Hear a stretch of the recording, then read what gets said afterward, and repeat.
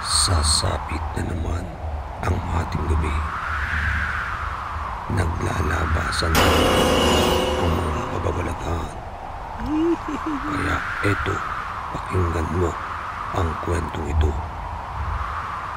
Ang kwentong ito ay pinamagatang Simbahan ng mga Aswang. May isang lumang gusali na tinatawag ng mga tao bilang simbahan ng mga aswang. Sa unang tingin, mukha itong karaniwang lumang kapilya. Bato ang pader, may lumang kampana, at mga sirang bintana na yari sa kahoy. Ngunit may kakaibang katahimikan at bigat ang bumabalot sa paligid nito.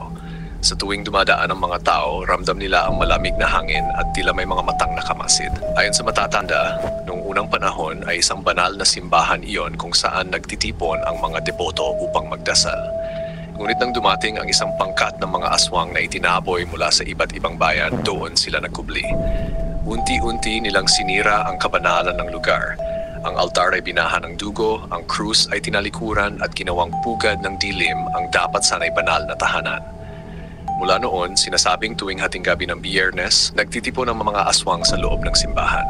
Doon sila nagdaraos ng kakaibang ritual, nagsusuot ng itim na balabal, humuhuni ng mga dasal na baligtad, at nag-aalay ng mga hayop na kanilang nahuli mula sa kabukiran.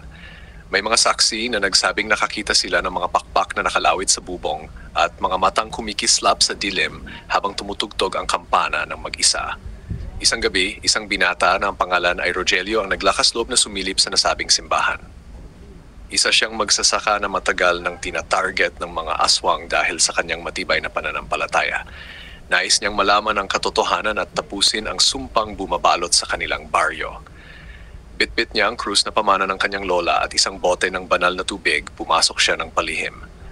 Pagpasok niya, nakita niya ang mga aswang na nag-aalay ng dugo sa altar. Ang kanilang anyo ay nakakatakot. Mahahaba ang kuko, mapupulang mata at mga ngipin na parang pangil ng mabangis na hayop. Ngunit sa kabila ng kanyang takot, pinanatili ni Rogelio ang tibay ng loob. Inilabas niya ang kanyang krus at sumigaw ng taimtim na dasal. Nagumpisa silang manginig at maglaho isa-isa, ngunit bago tuluyang masupil, isang matandang aswang ang nagsalita. "Hindi mo kami matatapos, bata. Habang may kasamaan sa puso ng tao, laging may sisilang na tulad namin." Ngunit tumugon si Rogelio, "Kung ganoon, mas lalong dapat maging matatag ang pananampalataya ng mga tao. Hindi kayo magwawagi laban sa liwanag." Pagkatapos ng gabing iyon, biglang naglaho ang mga aswang. Ang simbahan ay bumalik sa katahimikan, ngunit nanatiling bakas ang mga sirang altar at pader bilang paalala ng dilim na minsang namahay doon.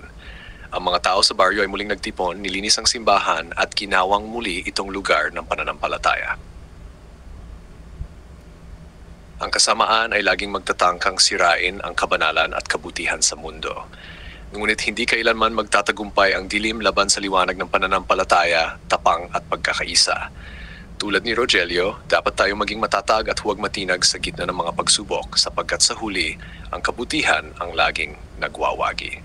Matapos mapalayas ni Rogelio ang mga aswang at muling linisin ng mga taga-baryo ang lumang simbahan, muling bumalik ang kapayapaan sa kanilang pamayanan. Araw-araw ay may misa at panalangin at nagsimula ng dumayo ang mga tao mula sa karatig na bayan upang makita ang muling nabuhay na simbahan.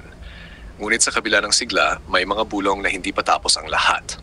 Isang gabi, isang batang pastol ang nagbalik mula sa bundok na nanginginig at halos hindi makapagsalita. Ayon sa kanya, habang pinapastol niya ang mga kambing, may nakita siyang mga nilalang na nakadamit ng itim, nakatayo sa malayo at nakatingin sa direksyon ng simbahan. Hindi sila basta hayop o tao, mahahaba ang kanilang mga anino at tila walang mukha. Ang mga kambing ay nagsipagtakbuhan at nagkawatak-watak at mula noon, hindi na muling nakita ang ilan sa mga ito. Kinabukasan, napansin ng mga taga-baryo na may kakaibang nangyayari sa loob ng simbahan. Ang mga kandilang naiwan sa altar ay natutunaw kahit walang nagbubukas ng apoy. Ang krus na nakasabit sa harapan ay unti-unting nagdidilim ang kulay. At tuwing hating gabi ay may naririnig na mahinang kampana kahit walang humihila sa lubid. Doon na nagsimulang magduda si Rogelio. Tama nga ang babala ng matandang aswang. Habang may kasamaan sa puso ng tao, laging may sisilang na tulad namin. Muling nagtipon ang mga tao at napagpasyahan nilang magdasal ng sama-sama sa loob ng simbahan. Ngunit habang sila'y nananalangin, biglang bumukas ang mga pinto at sumabog ang malakas na hangin.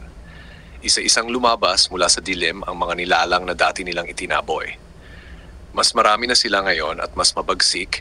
May mga pakpak na parang paniki, may mga mata na kumikislap ng asul, at may iba na ang katawan ay kalahating tao, kalahating hayop. Nagkagulo ang mga tao. May ilan na halos sumuko sa takot at muntik na mawala ng loob, ngunit si Rogelio ay tumindig muli. Bitbit ang krus ng kanyang lola at ang bagong bendisyon ng pari, hinarap niya ang mga aswang. Hindi niyo na muling masasakop ang simbahan na ito.